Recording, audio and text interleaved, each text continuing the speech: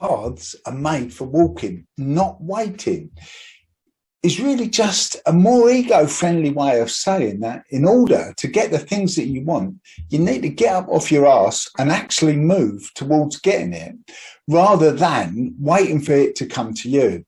Now, it has been said that good things come to those that wait, but I'm more likely to say it comes a damn sight quicker to those that get off their arse and actually takes some positive steps towards it. If we don't go after what we want, we're never going to get it. So if we don't take that step forward, we'll always be standing in the same place. So you get the idea? If we're on a journey of self-discovery along a career or fitness path, for example, then we need to be taking one small step every day in order to get there. Sounds ridiculously obvious, doesn't it, really? But ultimately, you have to take into, consideration you factor, the bit that you are human, and therefore constantly dealing with self-doubt, worry, stress, overthinking, not to mention how easily we're distracted by everything else that's going on in our lives and end up procrastination. Remember, procrastination is the thief of all dreams. At the polar opposite end of the procrastinators who will study for the test, apply for that job, or head to the gym tomorrow are those that yearn for instant gratification and want it all right now. They want that six-pack yesterday. These are the people who end up taking on more than they can handle and end up burning themselves out before they even really begun and simply giving up, leaving them no better than the delayers. So how do you make sure you don't end up at either end of the spectrum, waiting for the right path to magically present itself? A scarily huge amount of people, a big percentage, about 92%, in fact, say that they never achieve the goals that they set for themselves. So they don't actually set those goals. So you might ask, what is the difference between the 8% that actually do go on and do something? You guessed it, it's all in the mindset. Whether you're currently in the I'll take the first step crew or part of the team, I want it now, you're only really going to get to where you want to be if you walk the path one step at a time. So that being said, here's some tips to either help you get moving or get you to realise that slow and steady wins the race. So, number one, accept that your brain needs some readjustment. When things aren't going our way, we'll lay the blame elsewhere. We're very good at blaming things and people and circumstance. I can't start getting the body I want because someone's always using a piece of equipment that I want at the gym. I won't get that promotion because the other guy's better than me, or he's friends with somebody in head office, or it's raining, or I didn't wear the right pants. Whether the reason that we haven't progressed, whatever that is, we rarely look at ourselves and think that maybe the change needs to start right here. And that's the first step towards walking down the path that you want. A positive, productive mindset. Don't let other people stop you from applying for that promotion that you know that you deserve. You definitely won't get it if you don't even try. And using a different piece of equipment at the gym is more of a step towards the physique that you want, rather than not bothering and sulking about it. So, next step, and I love this bit, learn to recognize ants. What do I mean by ants? I mean all negative thoughts.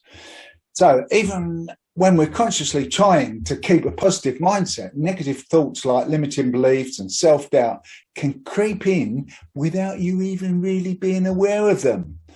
These counter mindsets are more often than not created through past emotional experiences and are responsible for the little voice, that little chirp chirp that tells you that you can't do it or you're not good enough.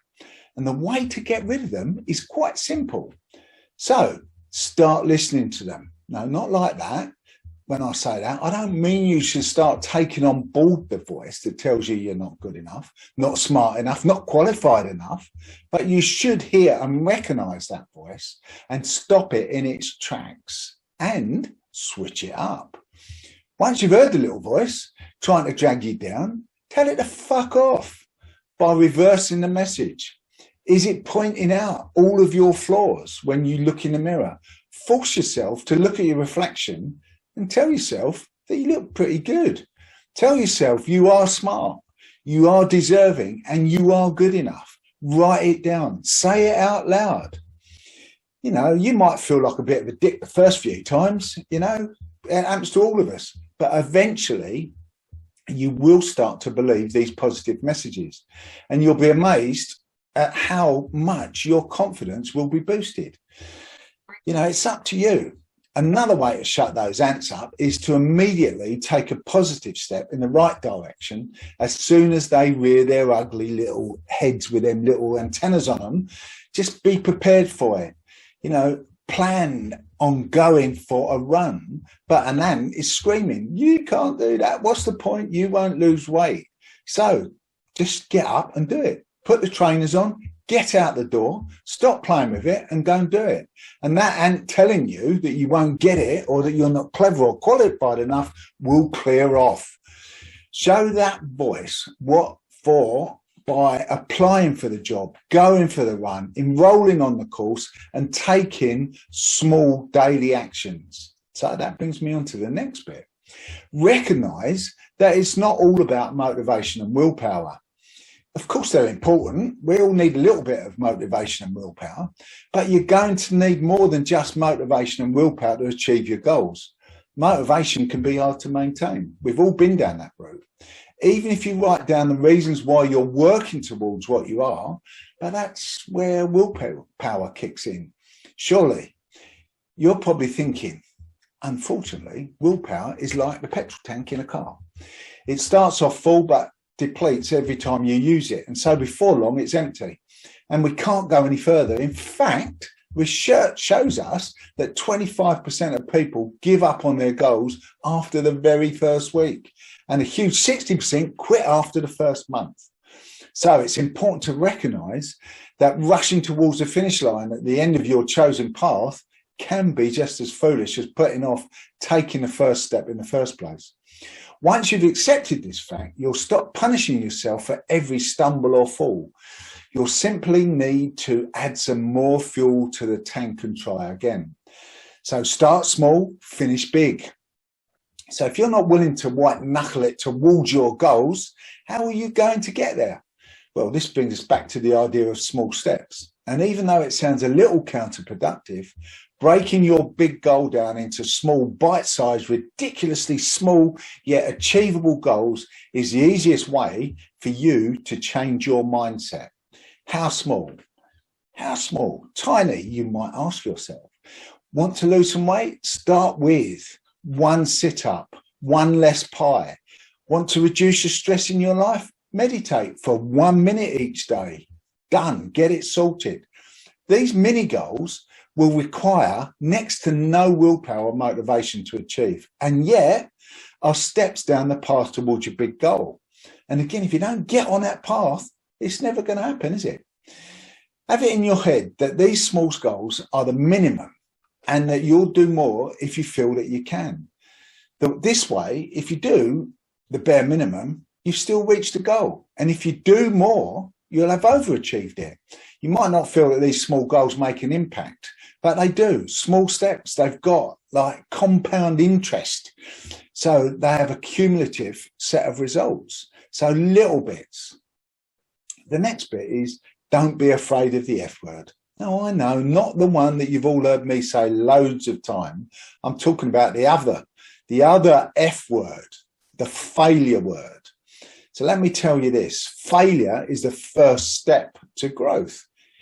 You know, failure happens. And if you have to be mentally prepared for it, when it does come, that's the way. A lot of people hit the wall and just give up. But those 8% of people that get to their goals know that failure is nothing to be afraid of. You simply listen to the feedback, make the necessary adjustments to your attitude, plan your mindset and throw yourself back into it. Give yourself permission to fail. Don't think of it as a dirty word. You know, if you take the pressure off yourself and you realize that you don't need to be perfect. Perfect is just procrastination. For me, I believe that failure is the start, it's the prerequisite to growth. I have failed so many bloody times. However, it's the fact that I've got up and got on with it again that's enabled me to grow. So there it is. Walking down that path is a choice. So don't sit around waiting for things to happen. Adjust your mindset, make a plan, get off your arse and stick to it.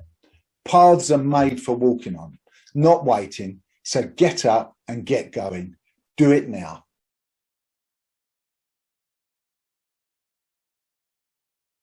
And if you've enjoyed this video, please watch the next video just here or subscribe to my YouTube channel just here.